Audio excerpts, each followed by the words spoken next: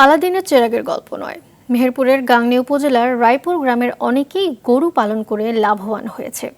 একসময় গরু পালন অবহেলিত থাকলেও এখন তা গ্রামটির জন্য হয়ে উঠেছে গর্বের বিষয়।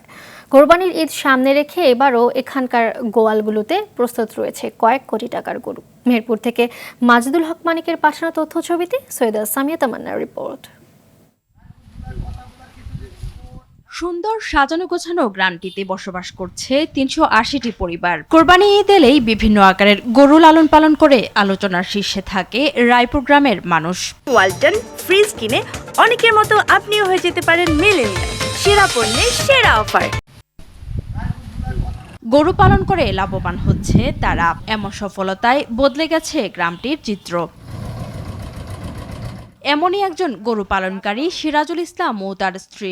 অন্য সব পেশা বাদ দিয়ে গরু পালনকে আঁকড়ে ধরে গড়ে তুলেছেন সুখের সংসার। গরু পালনে যুক্ত আরও একজন খামারি আব্দুল মালেক ৫ লাখ টাকায় কিনেছিলেন 4টি গরু। 2 বছর লালন পালনের পর এবার 28 লাখ টাকায় গরুগুলো বিক্রির আশা তার।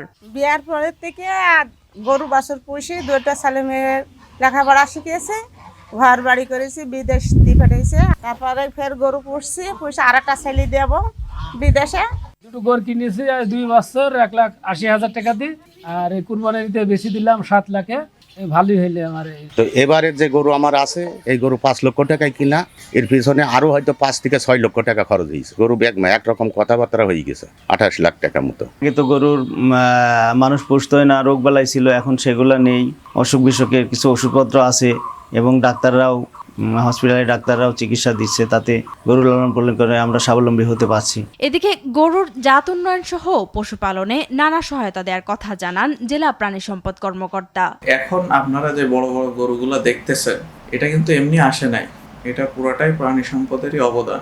এছাড়া বিভিন্নভাবেই আমরা খামারিদেরকে সহায়তা করে থাকি এবং কেউ যদি সহায়তা চেয়ে থাকে তা আমরা অবশ্যই তাকে সর্বতোভাবে চেষ্টা করব সর্বোচ্চ পরিমাণ তাদেরকে সহায়তা করা।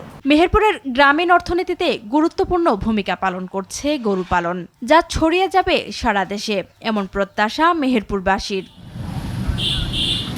সৈয়দা সামিয়া তামান্না, RTV।